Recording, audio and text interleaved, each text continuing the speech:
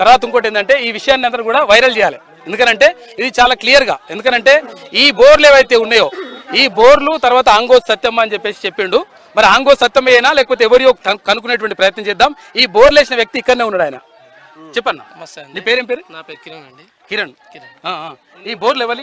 నేనే వేయించాను. 4 బోర్లు గత 3 నెలల నుంచి నీళ్ళ అవసరాలు ఉండే. అయితే ఇక్కడ ఒక బిజినెస్ స్టార్ట్ చేద్దాం అనుకున్నా. ఓకే. ప్లస్ ల్యాండ్ కూడా కావాల్సి ఉండే. ఓకే.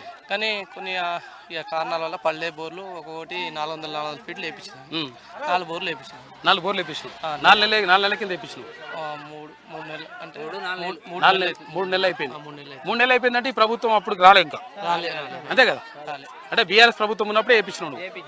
అప్పుడు కాంగ్రెస్ గవర్నమెంట్ వచ్చే టైంలో రిజల్ట్ వచ్చే టైంలో వేయించినాడు, అంతేనా? అంతే. ఇది ఒక విషయం ఇక్కడ క్లియర్ గా మనం అర్థం చేసుకోవాల్సింది ఏంటంటే, నిన్నెవరైతే పొలం నిన్న ఇప్పుడు క్లియర్ గా ఇక్కడ కిరణ్ ఇక్కడనే ఉన్నాడు. ఆయన కాదు అయితే కిరణ్ ఇక్కడనే ఉన్నాడు. ఈ 4 బోర్లు వేయించింది ఏంటంటే కిరణ్.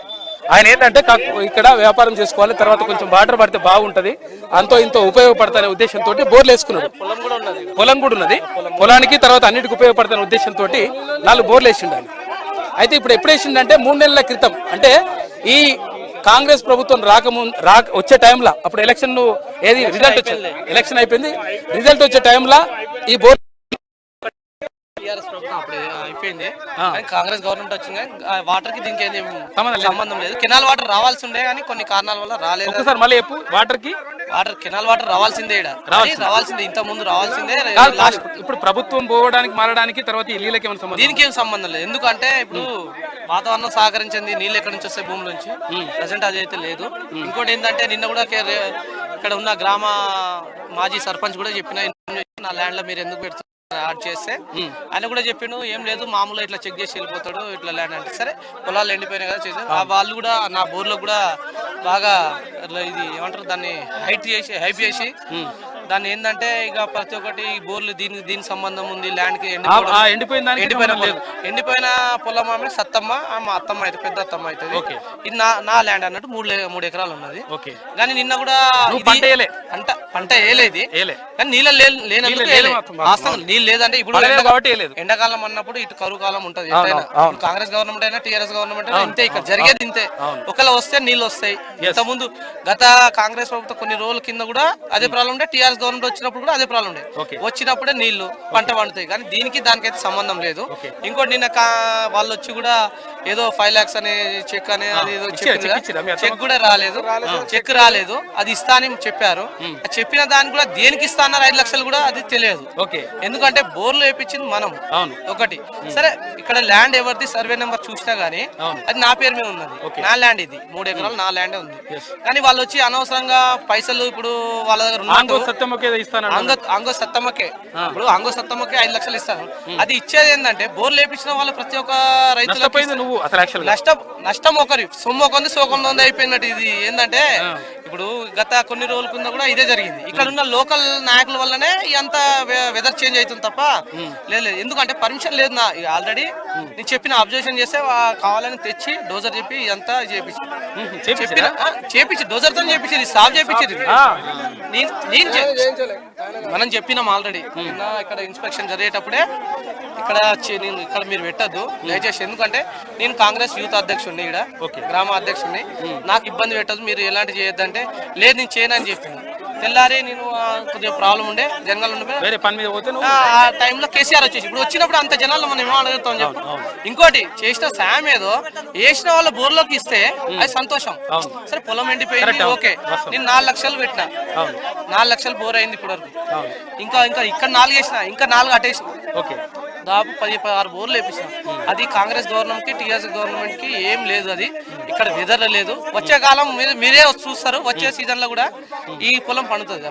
ఎందుకంటే వర్షాలు పడితే ఉంటది, వర్షాలు లేని గ్రౌండ్ లెవెల్లో వాటర్ లేని వర్షం లేనిది నీళ్ళు లేనిది ఇప్పుడు ఎట్లా పంట పండుతుంది చెప్పండి.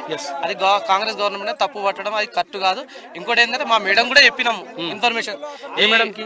మా ఝాన్సీ మేడం కి ప్లస్ యశస్విని కూడా చెప్పినాము. ఏంటంటే కొద్దిగా దేవరపులకి వాటర్ ప్రాబ్లం ఉన్నది, దయచేసి మీరు దీన్ని చూసుకోండి ఇట్లా అని చెప్తే మేము కూడా ఆడ చెప్పాము.